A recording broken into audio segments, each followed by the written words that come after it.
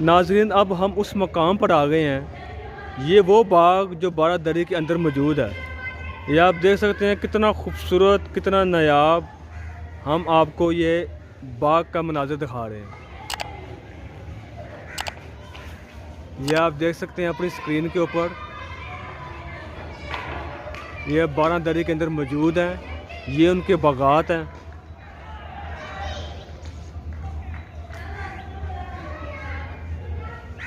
یہ ان کے خوبصورت باغات کا منظر